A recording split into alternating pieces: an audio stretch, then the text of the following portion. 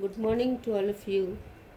Class 8, Subject Social Science, Chapter 9, The Making of the National Movements 1817 1947. Dear students, आप अपनी book का page number 180 निकालेंगे। वहाँ से आज हम पढ़ेंगे the people's Mahatma. We can see from the above that sometimes people thought of Gandhiji as a kind of messiah, as someone who could help them overcome their misery and poverty. इन उदाहरणों के आधार पर हम देख सकते हैं कि कई जगह के लोग गांधी जी को एक तरह का मसीहा, एक ऐसा व्यक्ति मानने लगे थे जो उन्हें मुसीबतों और गरीबी से छुटकारा दिला सकता है। Gandhi ji wish to build class unity, not class conflicts, yet peasants could imagine that he would help them in their fight against zamindars, and agriculture laborers believed he would provide them land. तो गांधी जी वर्गीय टकरावों की बजाय वर्गीय एकता के समर्थक थे, परंतु किसानों को लगता था कि गांधी जी जमींदारों के खिलाफ उनके संघर्ष में मदद देंगे।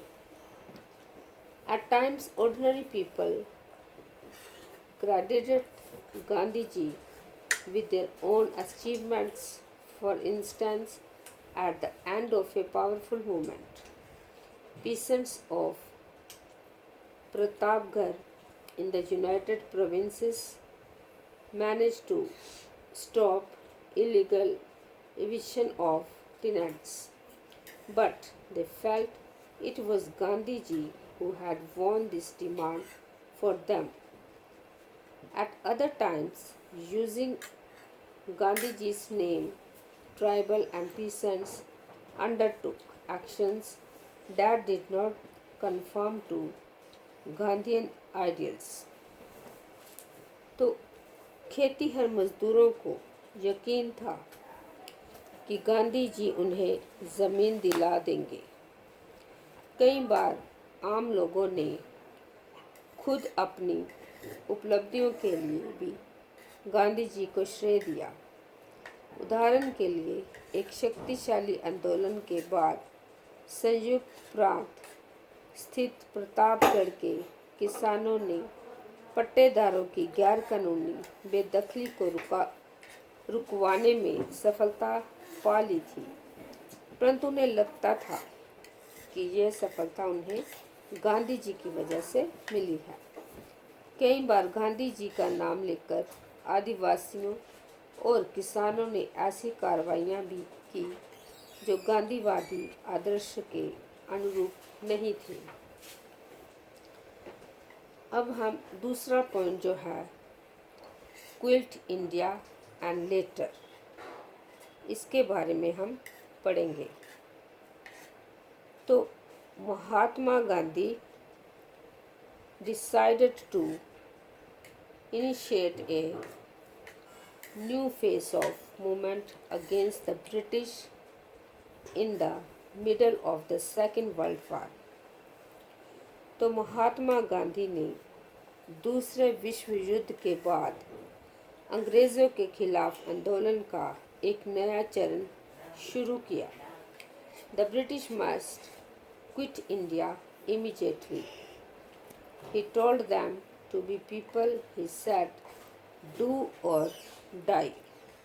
उन्होंने अंग्रेज़ों को चेतावनी दी कि वे फौरन भारत छोड़ दें। गांधी जी ने भारतीय जनता से आह्वान किया कि वह करो या मरो के सिद्धांत पर चलते हुए अंग्रेज़ों के विरुद्ध अहिंसक ढंग से संघर्ष करें। In your efforts to fight the British, but you must fight non-violently. Gandhi ji and other leaders were jailed at once, but the movement spread. It especially attracted peasants and the youth who gave up their studies to join it. Gandhi ji और अन्य नेताओं को फौरन jail में डाल दिया गया। इसके बावजूद ये आंदोलन फैलता गया। किसान और युवा इस आंदोलन में बड़ी संख्या में शामिल हुए। Communications and symbols of state authority were attacked all over the country. In many areas, the people set up their own governments.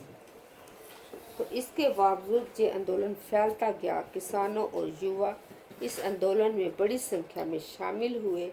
विद्यार्थी अपनी पढ़ाई लिखाई छोड़कर आंदोलन में कूद पड़े। देश भर में संचार तथा राजसत्ता के प्रतीकों पर हमले हुए। बहुत सारे इलाकों में लोगों ने अपनी सरकार का गठन कर लिया।